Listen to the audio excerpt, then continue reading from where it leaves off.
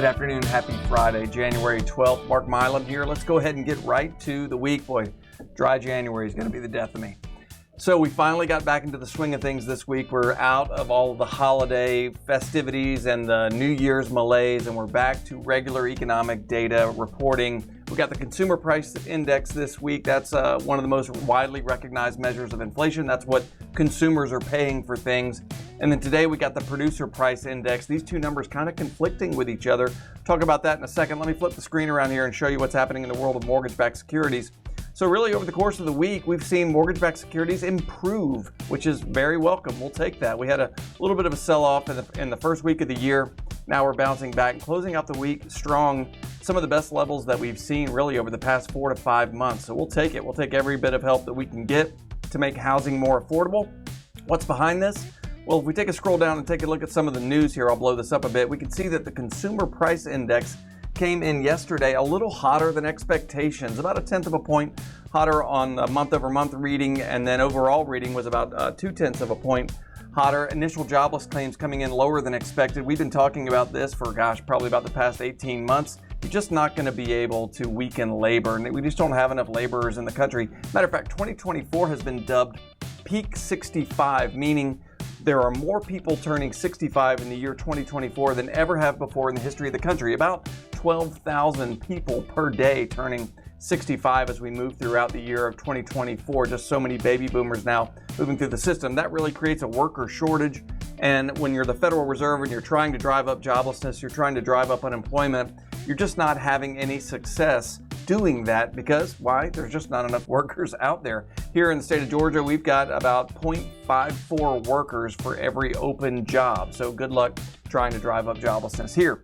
Flip the screen back around. While the CPI came in a little bit hot, the PPI, this is the producer price index. This is more on the wholesale side. This is what producers are getting paid for their goods and services.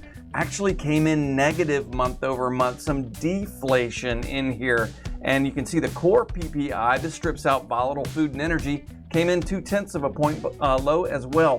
This is really what investors seem to be hanging their hat on. They're sort of discounting that CPI number as a bit of a legacy number, a holdover from the higher inflation readings. They feel like that's going to continue to come down.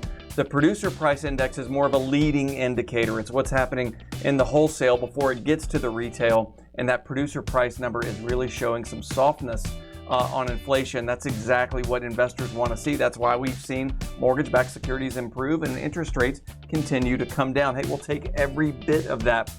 This is also pretty interesting. Let me flip the screen around and show you what futures traders are saying about the Fed funds rate. So we've got a Fed meeting coming up at the very end of this month.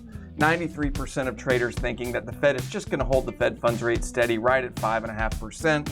That's what almost everyone thinks. But there's just a small minority who believe the Fed is going to cut by 1/4 of a point. We don't anticipate that. But let's take a look at March. So if we fast forward out to March the 20th to be exact, you can see there's a 74% probability traders are pricing in a 1/4 point rate cut from the Federal Reserve. Listen, we'll take that 100%. If you flash back a month ago, this was only a 39% probability, and now 30 days later, we're up to a 74% probability that the Fed is going to cut the Fed funds rate by 0.5%. Listen, that is exactly the direction that we need to go. We need interest rates to come down so housing is more affordable, so Americans can get back to their lives, get back to buying and selling homes. Housing has been in a deep freeze for the past 18, 19 months, so it'll be very welcome to see housing become more affordable. If I can be of any service to you over the holiday weekend, don't hesitate to reach out, mark.milam@highlandmtg.com. Thanks.